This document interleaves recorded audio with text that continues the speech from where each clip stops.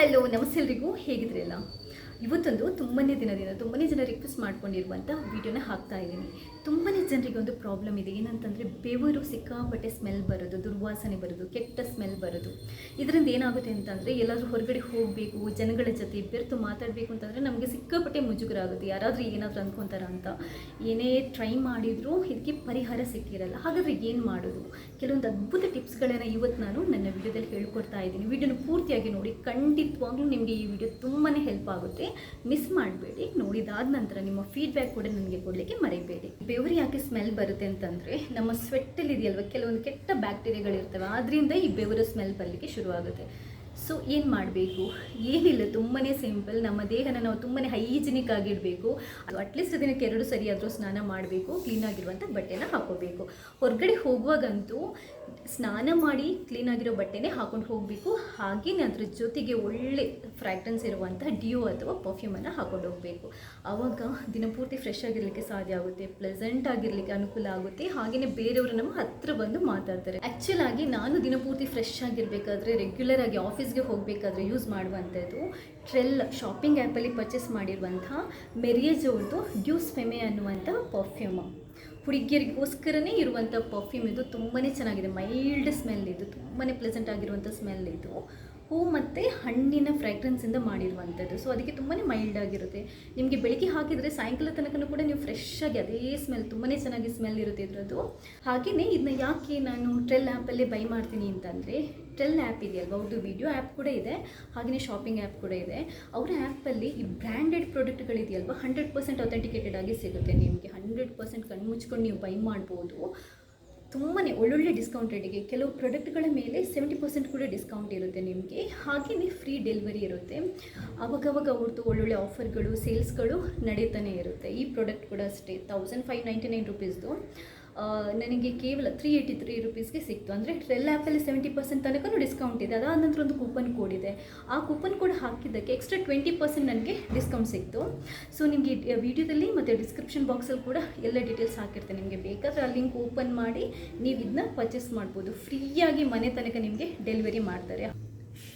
So ಈ ಪರ್ಫ್ಯೂಮನ್ನು ಯಾವ ಥರ ಹಾಕೋದು ಅಂತಂದರೆ, ಯೂಸ್ ಮಾಡೋಕ್ಕಿಂತ ಮುಂಚೆ ಒಂದ್ಸರಿ ಚೆನ್ನಾಗಿ ಶೇಕ್ ಮಾಡ್ಕೋಬೇಕು. ನೀವು ಬಾಟಲ್ ಓಪನ್ ಮಾಡಿ ಅದಾದ ನಂತರ ನೋಡಿ, ಇಲ್ಲಿ ನೆಕ್ ಹತ್ರ ಇಲ್ಲಿ ಚೂರು ಲೈಟಾಗಿ ಸ್ಪ್ರೇ ಮಾಡ್ಕೋಬೋದು, ಕಂಕುಳ ಹತ್ರ ಸ್ಪ್ರೇ ಮಾಡ್ಕೋಬೋದು, ಅಥವಾ ಕೈಯಲ್ಲಿ ಇರುತ್ತಲ್ವ, ರೆಸ್ಟ್ ಇರುತ್ತಲ್ವ, ಇಲ್ಲಿ ಈ ಥರ ಸ್ಪ್ರೇ ಮಾಡ್ಕೋಬೋದು. ಜಸ್ಟ್ ಒಂದ್ಸರಿ ಈ ಥರ ಸ್ಪ್ರೇ ಮಾಡಿದರೆ ಆಯಿತು.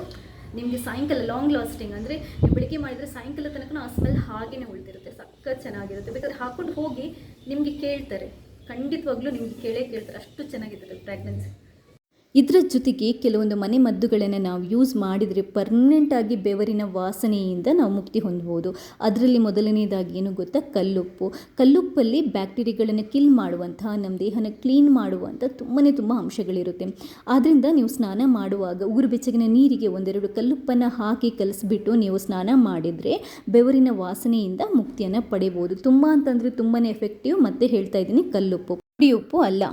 ಎರಡನೇ ಅತ್ಯುತ್ತಮವಾದ ಮನೆಮದ್ದು ಬೆವರಿನ ವಾಸನೆ ತಡೆಯಲಿಕ್ಕೆ ಅಂತಂದರೆ ಅದು ಆ್ಯಪಲ್ ಸೈಡರ್ ವೆನಿಗರ್. ಇದು ನಿಮಗೆ ಮೆಡಿಕಲ್ ಸ್ಟೋರ್ಗಳಲ್ಲಿ ಸಿಗುತ್ತೆ.